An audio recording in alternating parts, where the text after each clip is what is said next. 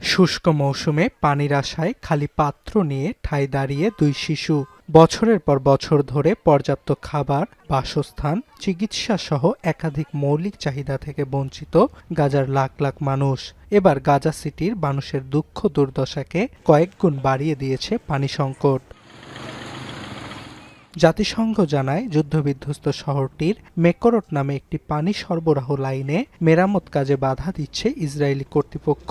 গাজা সিটিতে ৭০% পানির উৎপাদন এতে করে ব্যাহত হচ্ছে।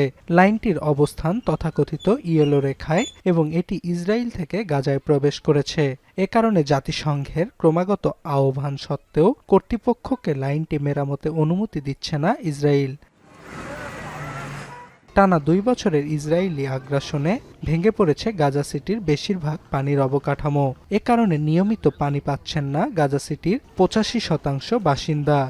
هناك عجز يفوق 90% في المصادر المائية اليوم، ما فاقم أوضاع النازحين والمواطنين الذين يفوق تعدادهم اليوم في مدينة غزة عن 1,000,000 مواطن، وبالتالي নলকূপগুলোতে নিয়মিত পানি না আসায় গাজাবাসীকে অপেক্ষা করতে হয় বিভিন্ন মানবিক সংস্থাগুলোর সরবরাহ করা পানি ট্রাকের দিকে।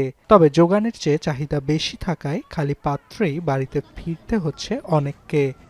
بالضبط كل 4 أيام 5 أيام احنا بنعاني من مية عن جد كتير كتير كتير كتير، وانت زي ما انت شايف هيك।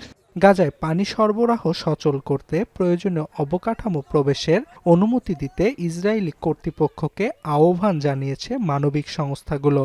We continue to call that more humanitarian assistance, like pipes that can be used to repair the damaged water systems here, be allowed into Gaza. And at the end of the day, the obligation lies with Israel as the occupying power in Gaza to facilitate that access. জাতিসংঘের অনুমান, গাজায় Israeli হামলায় ৯০% অবকাঠামো ধ্বংস হয়ে গেছে। এগুলো পুনরায় মেরামতে প্রায় ৭০ বিলিয়ন মার্কিন ডলার প্রয়োজন। অর্ণব প্রসাদ, এখন বিশ্ব।